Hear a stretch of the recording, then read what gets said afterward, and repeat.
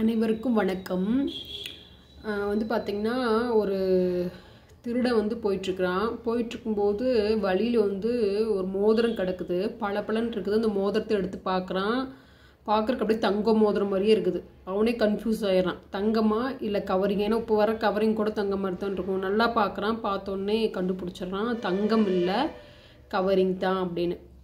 அப்புறம் அந்த இடத்துல ஒரு பொண்ணு ஒடியாந்து மண்ணையெல்லாம் புரட்டி பார்க்குது. அண்ணா நான் ஒரு மோதிரத்தை தவற விட்டுட்டேன், நீங்கிச்சு பார்த்தீங்கன்னா அப்படின்னு சொல்லி கேட்குது. அந்த திருட வந்து ஆமாம்மா இந்த மோதிரமானு பாருன்னு எடுத்துக்கான். ஆமாங்கண்ணா இந்த மோதிரம் தாங்கண்ணா, ரொம்ப நன்றிங்கண்ணா. அவ்வளோ சந்தோஷப்படுது அந்த மோதிரத்தை வாங்கிட்டு. அந்த பொண்ணு மூஞ்சில் அவ்வளோ சந்தோஷம்.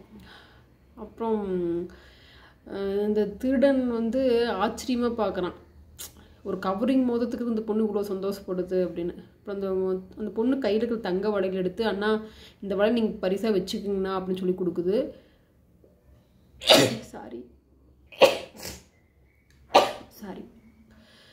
ஸோ அந்த பொண்ணு வந்து தங்க வளையல பரிசாக கொடுக்குது. திருடனுக்கு ஒரே ஆச்சரியம். என்னம்மா கவரிங் போய் இந்த கவரிங் மோதிரம் நான் உனக்கு கொடுத்ததுக்காக நீ வந்து தங்க வளையலே எனக்கு கொடுக்குற, நீ என்ன முட்டாளா அப்படின்னு சொல்லி அந்த திருடன் கேட்குறான். அந்த பொண்ணு சொல்லிச்சு, அண்ணா நான் முட்டாளெலாம் கிடையாதுங்கண்ணா. அப்படி நீங்கள் நீ முட்டாள்னு நினச்சாலும் எனக்கு சந்தோஷம்தான்.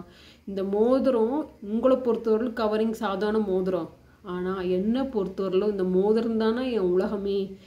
எங்கள் அப்பா ஃபஸ்ட்டு எனக்கு அவங்க வேர்வை சிந்தி உழைத்து ஃபஸ்ட்டு எனக்கு வாங்கி கொடுத்த மோதிரம், என்னுடைய அப்பா வாங்கி கொடுத்த மோதிரம்.